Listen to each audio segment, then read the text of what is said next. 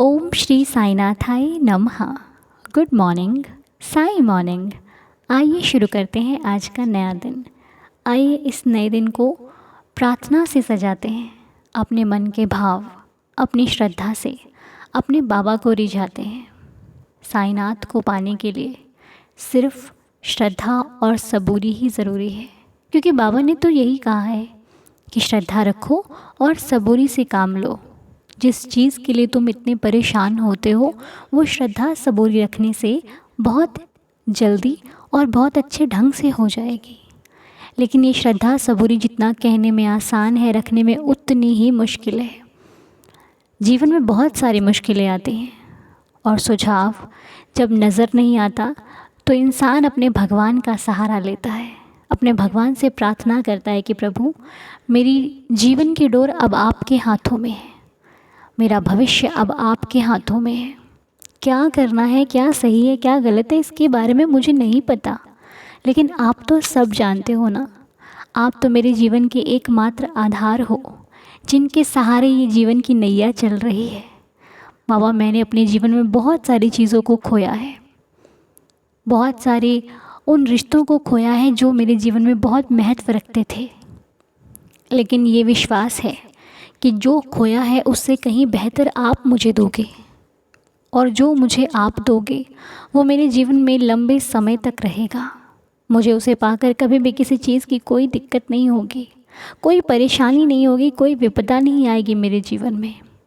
हे देवा, बाबा मैं सुबह उठकर आपसे ये प्रार्थना करती हूँ कि इस परिवार के हर एक सदस्य को सदा खुश रखना।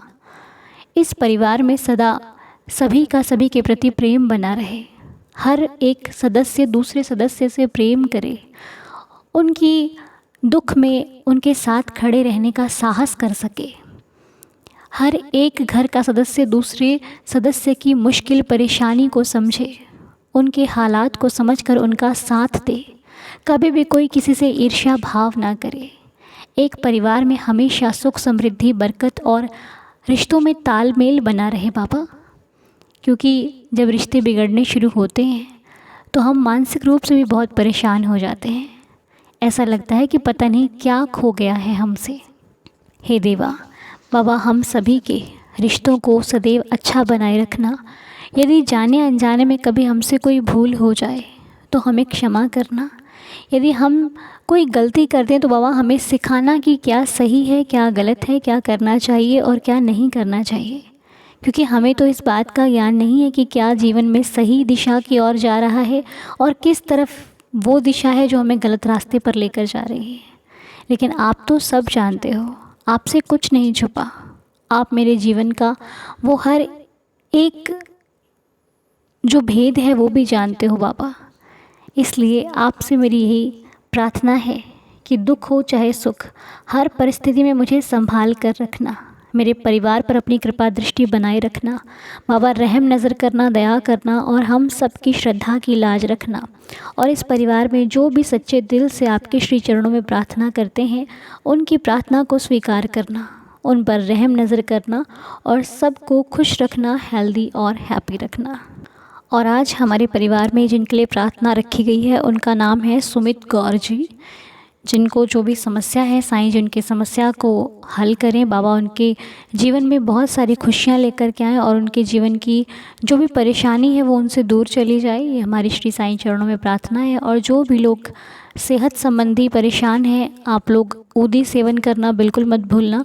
यदि आपके पास ऊदी नहीं है तो आप जिस अगरबत्ती को अपने मंदिर में लगाते हैं उसकी जो राख होती है उस अपने मस्तक पर लगाना कभी मत भूलना। और जब भी आपका मन परेशान हो, आपको घबराहट हो, आपको ऐसा लगे कि अब आपको कुछ समझ में नहीं आ रहा है, बाबा के पास बैठो, 11 वचनों का पाठ करो और अपने मन को समझाओ कि साईं हैं, सब कुछ ठीक हो जाएगा। आज नहीं तो कल परिस्थितियाँ आपके अनुसार होंगी ही होंगी। हाँ, वो मालिक परीक्षा लेता है, आपके धैर्य को परखता है, आपकी सबूरी को परखता है। वो ये देखता है कि सच में आप उनकी राहों पर चल रहे हो, और जब आप उस मार्ग पर खरे उतर जाते हो तो आप मालिक के लिए कुछ अच्छा नहीं होता, अच्छा आपके लिए ही होता है, क्योंकि आप और स्ट्रांग बन जाते हो। मुश्किलें आती हैं तो इससे भगवान को कुछ हानि लाभ नहीं है, इससे लाभ हमको ही होता है, क्योंकि हम अपने जो सिचुएशंस को हैंडल करना सीख जाते हैं। इससे सारा जो लाभ है, बेनिफिट है, वो हमको ही है। भगवान तो सिर्फ हमें अच्छा बनाना चाहते हैं, हमें मजबूत बनाना चाहते हैं और हमें निखारना चाहते हैं। इसीलिए वो हमारे जीवन में समस्याओं को खड़ा करते हैं, ताकि उनका बच्चा समस्याओं से लड़ने से डरे नहीं, बल्कि उन्हें पार कर सके। इसलिए भगवान की जो लीला है उसे हम देखिए समझ नहीं सकते, हम तो सिर्फ बातें कर सकते हैं, हम सिर्फ चमत्कार को बता सकते हैं। लेकिन जो जीवन में जब हमारे साथ कुछ घटित होता है तो उससे आपको बहुत शक्ति भी मिलती है और आप स्ट्रांग बनते हैं। इस बात का भी ध्यान रखिए, तब आपको पता चलेगा।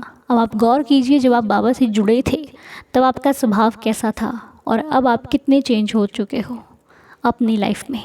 तो अपने आप में ही आपको सारे जवाब मिलते जाएंगे, आपको किसी और को देखने की कोई ज़रूरत नहीं पड़ेगी। और मेरा आपको यही कहना है कि परेशान बिल्कुल मत हुआ करें। परेशानी तो आपकी परेशानी को और बढ़ाती है। जब आप चिंता करते हो ना, तो आपकी जो प्रॉब्लम है वो बढ़ जाती है।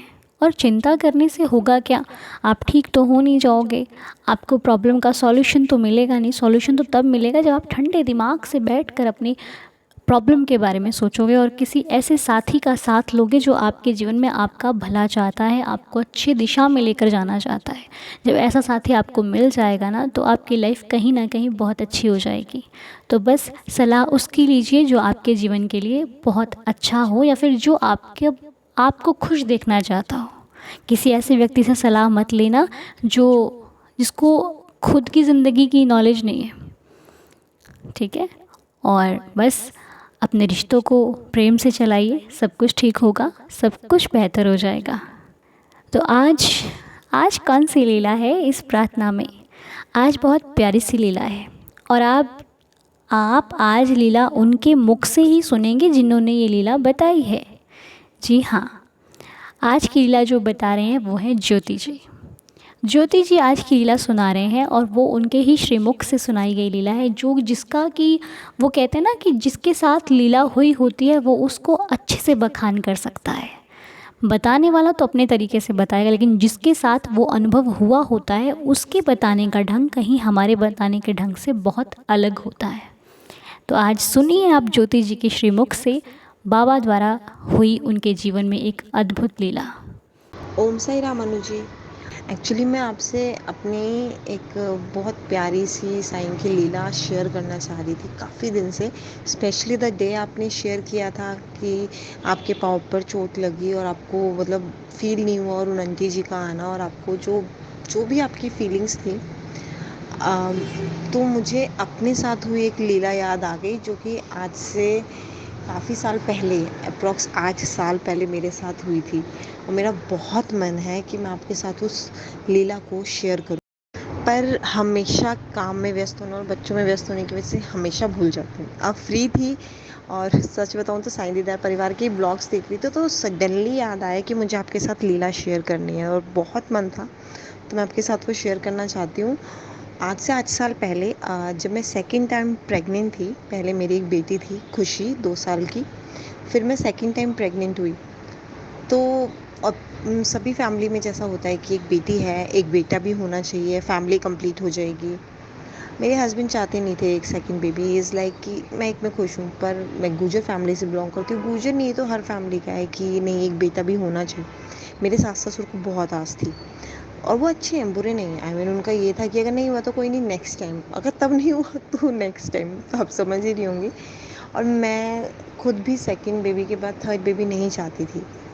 जैसे कि आप जानते हैं कि आज के टाइम में ज़्यादा बच्चे, मेरे हस्बैंड भी नहीं चाहते थे। तो मेरी सास थोड़ा सा था कि हाँ नहीं, मेरे तो घर में तो लड़का ही होगा, नहीं हुआ तो फिर दूसरा हो जाएगा, तीसरा। मैं इतना स्ट्रेस में थी, कुछ और भी फैमिली प्रेशर्स थे उस टाइम पर, तो मैं बहुत परेशान थी अपनी सेकंड प्रेगनेंसी के टाइम पे। शुरू के दिन तो बहुत सही निकाल लिए, पर धीरे धीरे जैसे टाइम नज़दीक आ रहा था डिलीवरी का, मैं बहुत डरती जा रही थी। मेरे अंदर की घबराहट बहुत ज़्यादा बढ़ रही थी। तो जब मेरा 9वां महीना चल रहा था, मेरा बेबी की मूवमेंट बहुत ज़्यादा हो रही थी, बहुत ज़्यादा। तो डॉक्टर ने जो डेट दी थी उसके लिए मैं डॉक्टर से बात करने जा रही थी। तो डॉक्टर ने मुझे 20 दिसंबर की डेट दी थी। 15 दिसंबर को मेरा बर्थडे आता है। मैं डॉक्टर के पास जा रही थी कि आप मेरे बर्थडे वाले दिन डिलीवरी कर दो, बिकॉज़ मेरा ऑपरेशन ही होना था। तो मैं चाहती थी कि वो उस दिन हो जाए। तो मैं उस दिन गई। उससे 2 दिन पहले मैं लिटरली रात को रो रही थी, क्योंकि सब लोग बस कि नहीं लड़का होना चाहिए, और मेरे को ये था कि अगर मेरा जो भी बच्चा हो, अगर वो लड़की भी हो तो लोग उसके लिए कुछ बोले ना, काश लड़का हो जाए, फैमिली कंप्लीट हो जाएगी, थर्ड का प्रेशर नहीं रहेगा, क्योंकि फिर सेकंड का जो मेरे पर प्रेशर था मैं जानती हूँ। तो मैं बहुत घबराई हुई थी, मैं बहुत रो रही थी। मैं उस वक्त साईं दीदार परिवार से भी नहीं जुड़ी हुई थी, और हर चीज़ मतलब बहुत ज़्यादा, मैं 2 दिन बहुत रोई। फिर मैं 2 दिन बाद जब डॉक्टर के यहाँ हॉस्पिटल गई, तो वहाँ पर मैं बैठी-बैठी दिल में घबराहट हो रही थी। डॉक्टर से बात करनी है कि डॉक्टर देखे मुझे डेट सही देगा कि नहीं देगा। पर मन में एक ही सवाल था, अगर लड़का ना हुआ तो ज्योति क्या करेगी? कुछ दिनों में तुझे पता तो लग जाएगा, पर क्या होगा? फिर वही तीसरे बच्चे का प्रेशर बहुत जल्दी एंड ऑल। तो अचानक एक लेडी को व्हीलचेयर पर, उनकी मेड थी साथ में, वो मेड थी जो थी, मुझे मेड ही लग रही थी, लेकर आई। वो आंटी अप्रॉक्स 70 ईयर्स की होंगी, जैसा कि मुझे फील हुआ। माथे पे तिलक था उनके, बुजुर्ग थी। तो मैं बैठी हुई, उन्हें उनकी मेड मेरी साइड में उनकी व्हीलचेयर रखकर कुछ लेने के लिए चली गई। 2 मिनट बाद मैंने उस तरफ मुँह किया तो वो आंटी मुझे देख के मुस्कुरा रही थी। मुझे लगा ऐसे ही मुस्कुरा रही हैं। फिर मैंने इधर-उधर देखने लगी, मैंने वापस देखा तो वो फिर मुझे देख के और अच्छे से मुस्कुरा रही थी। उस वक़्त मेरे मन में यही सब चीज़ें चल रही थी कि क्या होगा, क्या नहीं होगा। तो वो आंटी ने हाथ करके मुझे अपने पास बुलाया। मैं उनके पास गई। जब मैं उनके पास गई तो उन्होंने मुझे अपने पास बिठाया। मुझे बोला फाइनल टाइम? मैंने कहा जी आंटी। सेकंड बेबी है ना? मैंने कहा हाँ जी, आपको कैसे पता? उन्होंने कहा ऐसे ही।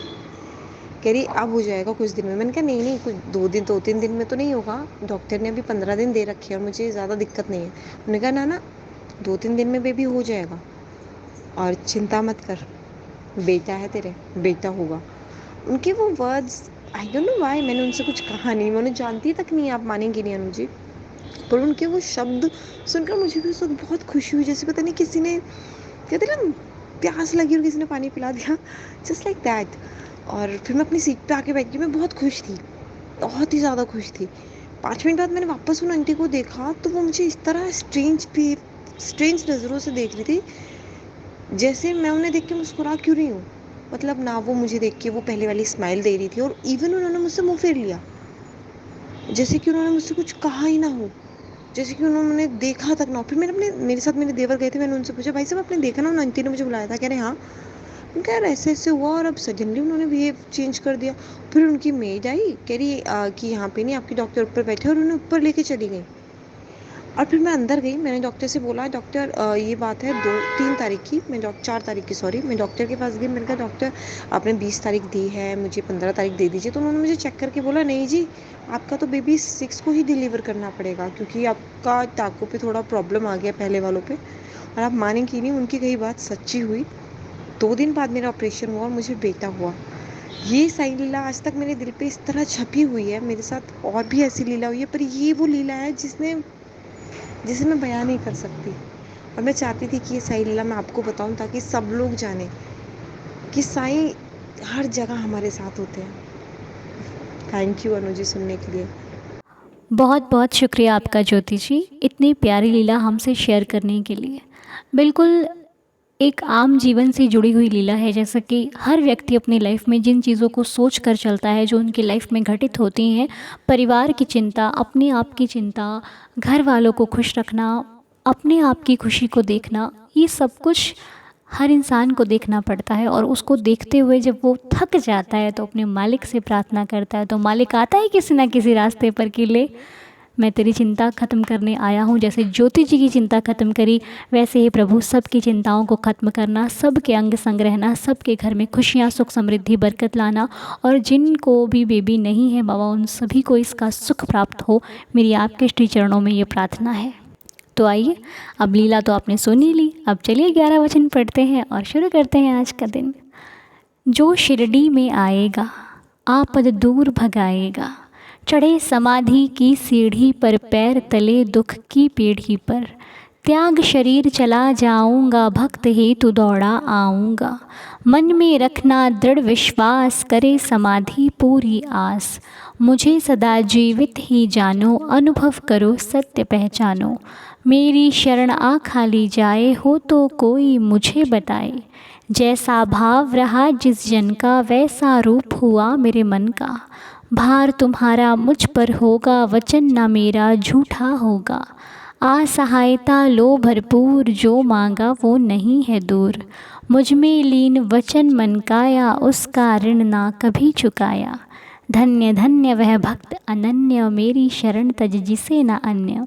अनंत कोटि ब्रह्मांड नायक, राजाधिराज योगिराज परब्रह्म, श्री सच्चिदानंद सद्गुरु श्री साईनाथ महाराज की जय। आप सभी का दिन शुभ और मंगलमय हो। जय साईं राम।